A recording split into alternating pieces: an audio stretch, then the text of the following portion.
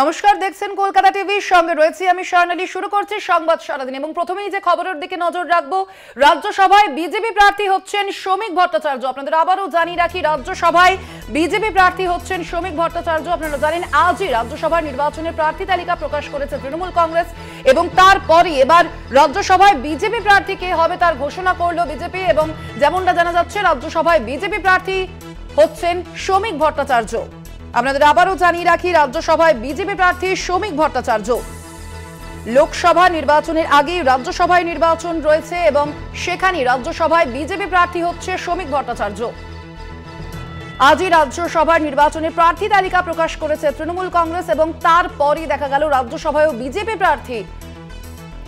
প্রার্থীর নাম ঘোষণা হলো। এবং যেমনটা জানা যাচ্ছে, রাজ্যসভায় বিজেপি প্রার্থী হিসেবে করা হচ্ছে শ্রমিক ভট্টাচার্যকে। মূলত মোট 5 রাজ্যের 5টি আসনে এই ভোট হবে। রাজ্যসভায় বিধায়কের সংখ্যার বিচারে একটি বিজেপি প্রার্থীর অবশ্যই জয় নিশ্চিত এবং সেই মতো করেই আপনাদের আবারও জানিয়ে রাখি, রাজ্যসভায় বিজেপি প্রার্থী হচ্ছেন শ্রমিক ভট্টাচার্য। এ বিষয়ে আরো বিস্তারিত জানবো। ফোন লাইনে রয়েছেন আমাদের বিশেষ প্রতিনিধি দেবজ্যোতি ঘোষ। দেবজ্যোতি, আমরা দেখেছি আজকে সকালেই তৃণমূল কংগ্রেস তাদের প্রার্থী তালিকা প্রকাশ করেছে এবং তারপরই বিজেপির এই চমক। দেখো, অত্যন্ত গুরুত্বপূর্ণ স্বচ্ছ রাজনীতির ব্যক্তিত্ব এই শ্রমিক ভট্টাচার্য। তিনি বিধানসভার সদস্য হয়েছিলেন এবং ভারতীয় জনতা পার্টির প্রথম বিধায়ক ছিলেন।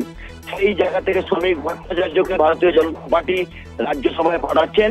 অর্থাৎ যেটুকু বোঝা যাচ্ছে, রাজ্যসভায় এবারে নির্বাচন হচ্ছে না, কারণ এই রাজ্য থেকে যে 5 জন নির্বাচিত হবেন তার মধ্যে তৃণমূল কংগ্রেসের 4 জন এবং ভারতীয় জনতা পার্টির 1 জন রাজ্যসভায় যাচ্ছেন।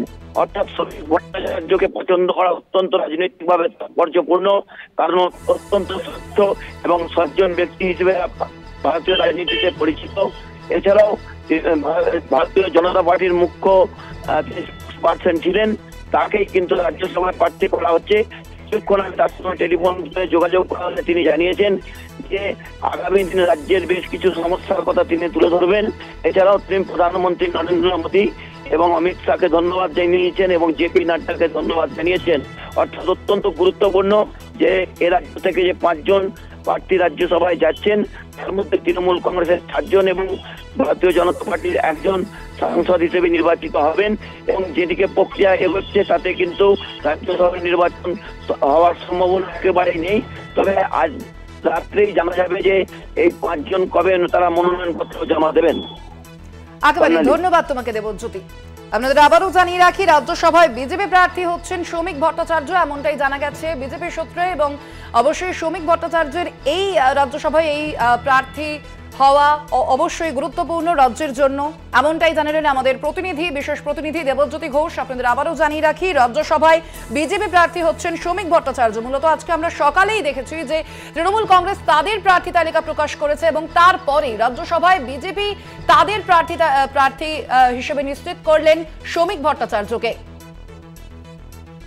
রাজ্যসভায় বিজেপি প্রার্থী শ্রমিক ভট্টাচার্য। মোট 5টি আসনে ভোট হবে এবং তার মধ্যে 27 ফেব্রুয়ারি বাংলার এই 5টি রাজ্যসভা আসনে ভোট এবং সেই মতোই বিজেপি প্রার্থী নিশ্চিত হলো শ্রমিক ভট্টাচার্য। রাজ্যসভায় বিজেপি প্রার্থী নিশ্চিত করলো। রাজ্যসভায় বিজেপি প্রার্থী হচ্ছেন শ্রমিক ভট্টাচার্য।